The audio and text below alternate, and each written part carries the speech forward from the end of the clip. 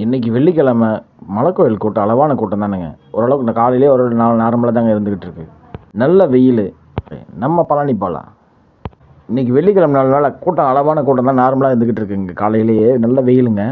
மக்கள் போகிறதுக்கு வரதுக்கெல்லாம் பார்த்தீங்கன்னாக்கில் நம்ம பாதவிநாயகர் கோயில் வழியிலே மெயின் வழியிலே விட்டுருக்காங்க. ரோப்கார் பக்கம் வின்ஸ் பக்கம்லாம் கூட்டம் அளவான கூட்டம் தாங்க இருந்துச்சு நம்ம போன நேரத்துக்கு. மனசில் பட்டதை ஒன்று ஓப்பனாகவே சொல்லிடுறேங்க. நாம் எதுக்கு கோயிலுக்கு போகிறோம்? ஏதோ ஒரு வேண்டுதல், ஒரு கோரிக்கை நிறைவேறணும் தானே நம்ம போகிறோம். போகிறதுக்கு முன்னாடியே உதவிகள் செய்கிறதா இருந்தாலும் சரி, இல்லை யாருக்காவது கொடுப்பல் வாங்கல் எதுவாக இருந்தாலும் சரி, எல்லாம் கொடுத்துட்டு போயிருங்க.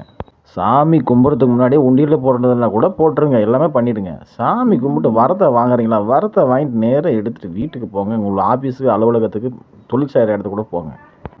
அதை விட்டுட்டு சாமி கும்பிட்டுட்டு பின்னாடி தான் வரவங்களுக்கு பூரா வழியில் போகிறவங்களுக்கு எல்லாருக்கும் கொடுக்குறது, செய்கிறது, பண்ணுறது, அதை வாங்குறது, இதை வாங்குறது. அப்புறம் எப்படிங்க ஆசீர்வாதம் வரும் உங்களுக்கு? வாங்கின ஆசீர்வாதம் பூரா அங்கேயே கொடுத்துட்டு வந்துடுறீங்க. அப்புறம் ஆசீர்வாதமே கிடையாது. நம்ம சாமியை கும்பிட்டு வெளியே வரும்போது தான் விதி மதி கதி விளையாடும். பல பேர் பல ரூபத்தில் வந்து அதை கேட்பாங்க, இது கேட்பாங்க, அது நல்லா இருக்குது, இது நல்லா இருக்குன்னு சொல்லி எதனா ஒன்று வாங்க வைப்பாங்க, ஏதோ ஒன்று பண்ணுவாங்க. நீங்கள் எது வாங்குறது இருந்தாலும் செய்கிறது இருந்தாலும் முதல்ல வாங்கிடுங்க, கொடுத்துருங்க. சாமியை கும்பிட்டு நேராக வீட்டுக்கு போகிற வழியை மட்டும் பார்த்துக்கணும். மற்ற செலவுகள்லாம் இருக்குன்னாக்கில் பக்கத்தில் இருக்கிறவங்கள பண்ண வைங்க. முதல்ல அவங்ககிட்ட கொஞ்சம் கொடுத்து இதை அப்போ போகும்போது செலவு பண்ணிக்க, பார்த்துக்கப்போ செஞ்சுக்கான்னு சொல்லிட்டிங்கன்னா அவங்க பார்த்துக்குவாங்க, செஞ்சுக்குவாங்க. நாமளே ஒன்றும் இல்லாதனால கடவுள்கிட்ட போய்ட்டு கேட்க போயிட்டுருக்கோம் கையை நீட்டி. அதை வாங்கி வர வழியில் எல்லாருக்கும் பிச்சு பிச்சு கொடுத்துட்டு வந்தால் நம்மக்கிட்ட என்ன இருக்கும்?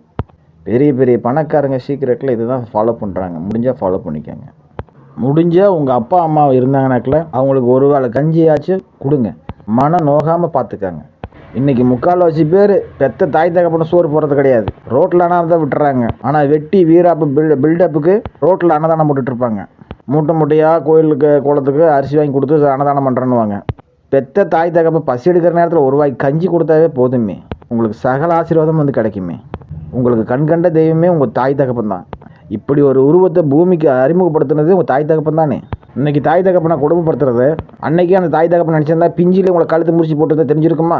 ஒரே நசுக்கி போட்டிருந்தாங்கனாக்கெல்லாம் இன்றைக்கி நம்ம வந்திருக்குமா? அன்றைக்கி அவங்க ஈ கடிக்கிறது, எறும்பு கடிக்கிறது பார்த்து வளர்த்தாக்கலாம் இன்றைக்கி நம்ம அவங்களை குடும்பப்படுத்துகிறோம்ல. இது தாய் தகப்பனை சோறு போகிறவங்கள சொல்லலை, மற்றவங்களுக்கு நான் சொல்லிக்கிட்டு இருக்கேன். ஏன்னா இதுதான் ராகு கேது சாபம். தந்தையாக இருந்தால் ராகு, தாயாக இருந்தால் கேது. இந்த தசா புத்தி நடக்கும்போது வச்சு வேலை பயங்கரமாக செய்யும். தலைமுறைக்கு பாதிக்கப்படும்.